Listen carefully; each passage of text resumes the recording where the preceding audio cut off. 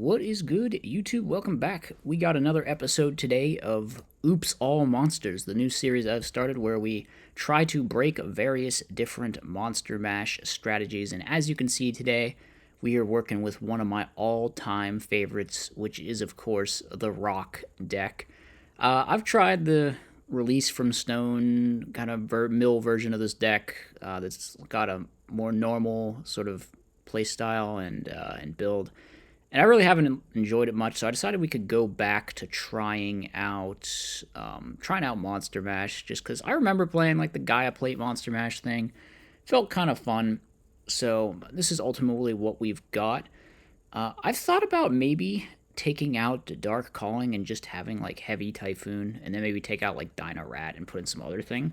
So I might try that at a later date, but this is what we tried for today. So we are playing those Dark Callings along with Gaia Plate, so multiple big win cons here.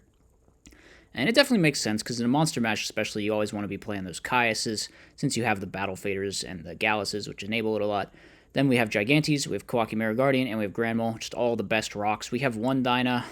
Since we're not on release from Stone, I don't think playing this in multiples is pretty smart. But we are playing it as a part of like a giant rat package, so I figured it might be fine to have a random one-off in there. And then I have one Morphing Jar. This card's kind of weird. It's not like particularly good in Monster Mash because you don't set your hand or anything, but you can kind of like just use all of your pressure and then set the Morphing Jar and then just like try to win. And I just need like a one-off rock to go in this slot, so I didn't think it was terrible or anything, but yeah, it's maybe a little bit questionable. As I said, we're on the Battle Faders. We're on Gore's Trag, of course, it's Monster Mash, Witch of the Black Rose, same deal. We're still on the Hamster Raikou, just to mill stuff, set up your graveyard. And then you got that Sangan and the Card Trooper, just like good floater dudes. So that's the build we're working with today. Like I said, it could maybe be switched up a little bit if you wanted to try something different, but I think it's pretty solid as Rock Monster Mash goes. So, I mean, the game plan, we're just going to be trying to summon the big dudes and hopefully see if we can win. Yeah, we also have a side deck. I mean, we can go over it really quick. We're just playing like outs to stuff, and then Vanity's Fiend, Cyber Dragon, DD Crow, more Fossil Dynas, so it's all pretty standard. And just like all the good generic synchros along with Dark Gaia. I guess we are playing more level 7s than you normally would, but like Gallus, which just makes level 7 super easily. It's like the level you're probably going to make most often. I guess you can make 8 pretty often with Gigantes plus Witch too, but that's not going to be synchroing a whole lot in here, presumably. But anyway, we can get into looking at the replays at this point. The first match was up against, I keep running in to this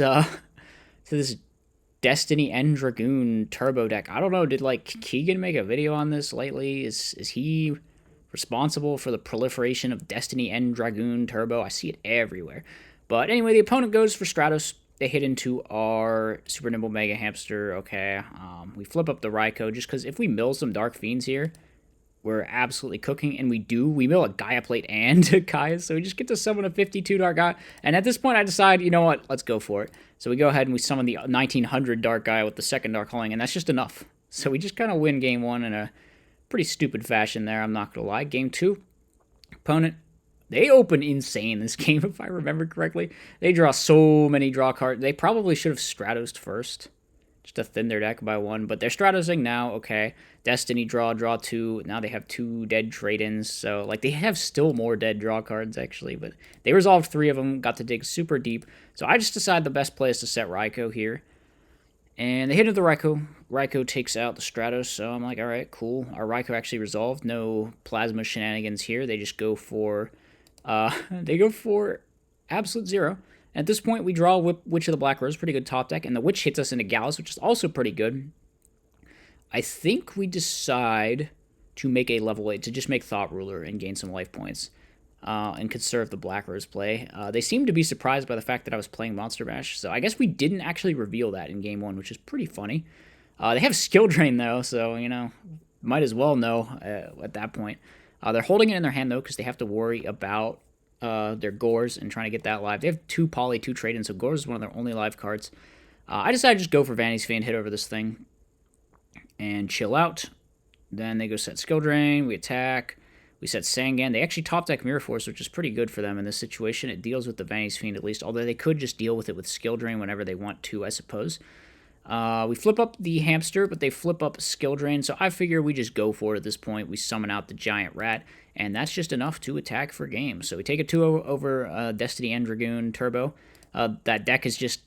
I think I've faced that deck in every episode of this series so far. I mean, it's only 3 episodes in, but it's like a weird thing to play 3 episodes in a row, right? Destiny and Dragoon Turbo? I didn't think it was that common, but apparently the DB randos just are... They're just having fun with that these days. So now we're up against Vayu. And yeah, we play into Bottomless. All right, whatever. They go set. We play into Torrential. That kind of sucked. That was not was not fortunate for us. So here I decided to try and out this Raikou, which I'm pretty sure is Raikou because he charged for it. Then again, people can like fake, but oh man, the mills, dude. He's milled 2 Vayus into Soroka, so we are in some trouble. Fortunately, we have Gores. But I think, do I just Fader here? I do just Fader here, and then he main phase 2 Sorks the Fader. So like the Gores isn't actually doing all that much, and he has a battle trap for my giant rat. So things have gone very downhill. We've had some tough breaks here. We can drop Gores, I guess, which I think I do here, just to avoid going under 1,000. Now, I decide there's no possible way we can respect Mirror Force here, so we just go in with everything and try to attack, and he has Mirror Force exactly, so I don't know. The mills are crazy, and then he had all the perfect back row to stop us, so not much we could do this game.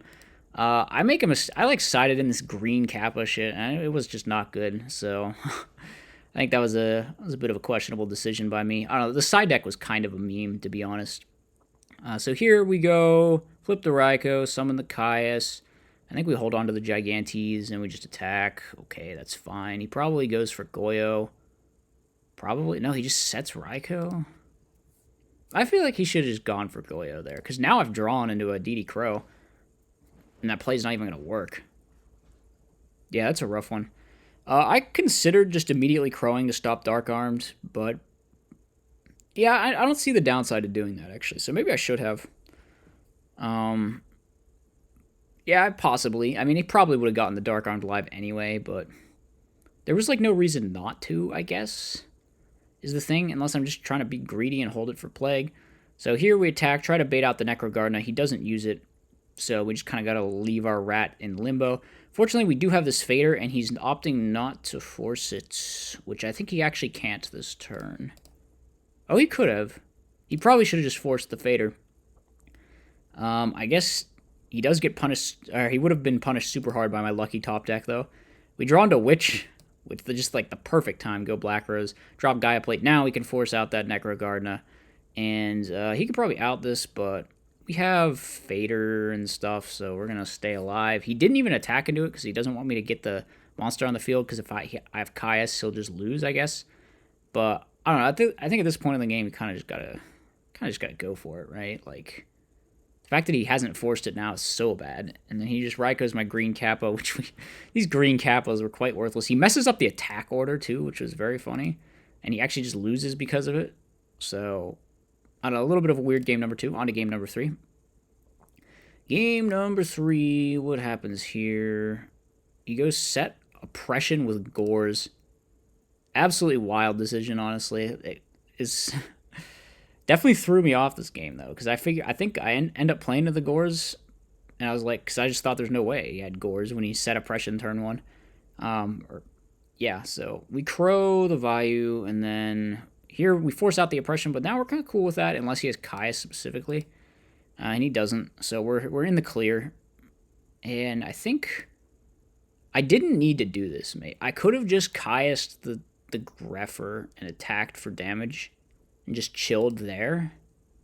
But instead, I decide to out the Oppression so I can set up my future plays, and I don't have to worry about my Raikou getting messed up. And then I just decide to attack with everything, try to put him out of brain control range. But he has the Gores to protect and the brain control, and he like set the Oppression with the Gores, which is super weird.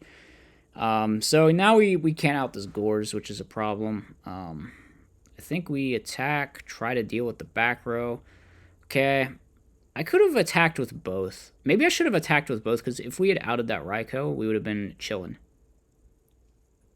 Yeah, that actually seems like a huge throw in retrospect, because if we had just hit into the Raikou with the hamster after we crashed with the Gigantes, and set the new hamster, I think we are basically chilling from that position because the Raikou outs the Gores, lets us mill more, get the Gaia Plate live potentially. Yeah, that did seem pretty throwy in retrospect. I don't know what I was thinking there. So we did get shooted, and then we just have to set. But he has Plague Spreader, so we died to Brionac, obviously. Yeah, maybe I did actually throw that game 3, though, by not just attacking into the set right. I guess the fear is if it's hamster, you, like, lose, but I don't know. Vayu generally only plays one hamster. It's usually Raikou, or, like, a Vayu, or Necro Gardener, or Plague, maybe, if it's not a Raikou. So I probably should have just gone for that. I think we would have had a much better chance of winning that game if I just played that correctly.